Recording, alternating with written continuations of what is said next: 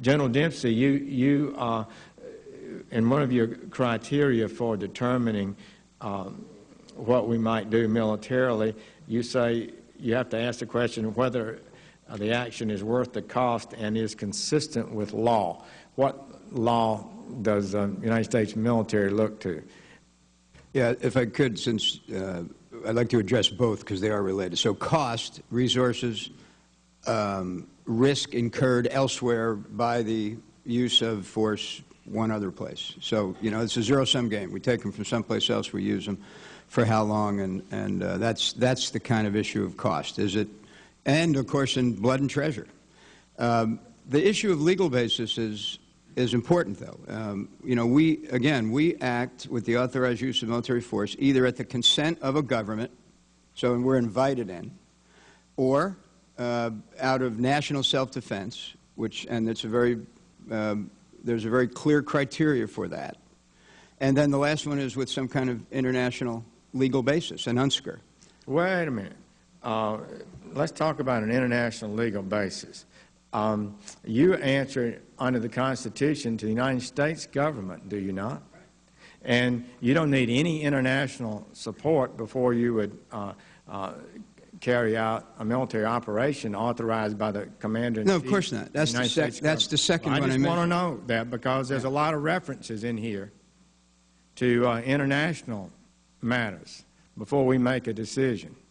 And I want to be sure that the United States military understands, and I know you do, that we're not dependent on a NATO resolution or a UN resolution to execute policies consistent with the national security of the United States. Now, Secretary Pinella, you, in your talk, in your remarks, you talk about first, we're working to increase diplomatic isolation and encouraging other countries to join the European Union and Arab League in imposing sanctions.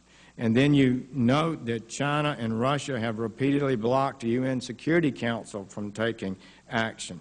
Are you saying, and is the President taking the position, he would not act if it was in our interest to do so if the UN Security Council did not agree? When it comes to the kind of military action where we want to build a coalition and work with our international partners, then obviously we would like to have some kind of legal basis on which to do it, as we did in Libya.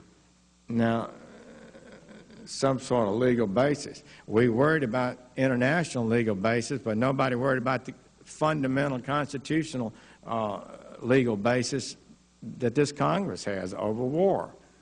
We were not asked, stunningly, in direct violation of the War Powers Act, whether or not you believe it's constitutional. It certainly didn't comply with it. We spent our time worrying about the UN, the Arab League, NATO, and too little time, in my opinion, worrying about the elected representatives of the United States. Do you think that you can act without Congress and initiate a no-fly zone in Syria without congressional approval?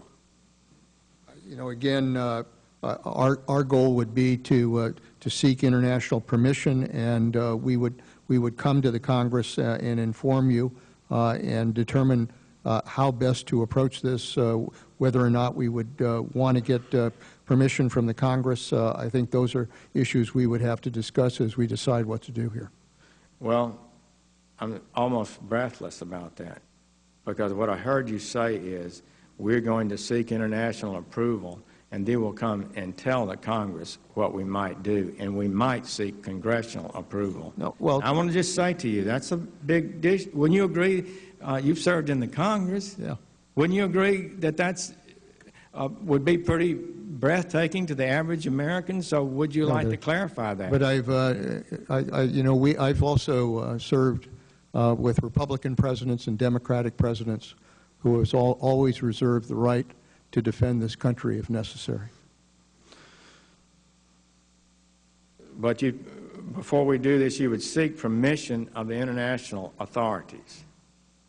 If we're working with an international coalition and we're working with NATO, we would want to be able to get appropriate permissions in order to be able to do that. That's something that all of these countries would want to have some kind of legal basis on which to act. What legal basis are you looking for?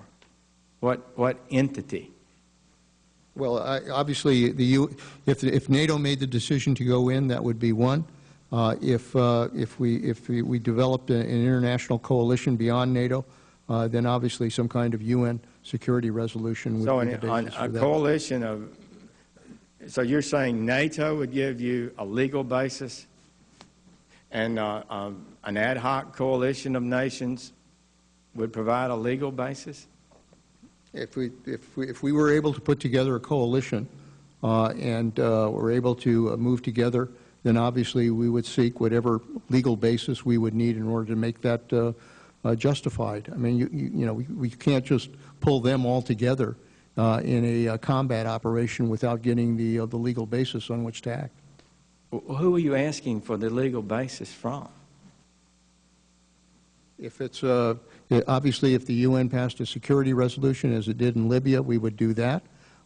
If NATO came together, as we did in Bosnia, we would rely on that. So, we have options here if we want to build the kind of international approach to dealing with the situation. Well, I'm for having an international support, but I'm really baffled by the idea that somehow an international assembly provides a legal basis for the United States military to be deployed in combat. I don't believe it's close to being correct. They can provide no legal authority. The only legal authority that's required to deploy the United States military is the Congress and the President and the law and the Constitution. Let me just for the record be clear again, Senator, so there's no misunderstanding. When it comes to the national defense of this country, the President of the United States has the authority under the Constitution to act to defend this country, and we will. If it comes to an operation where we're trying to build a coalition of nations to work together to go in and operate as we did in Libya or Bosnia, or for that matter, Afghanistan, we want to do it with permissions either by NATO or by the international community.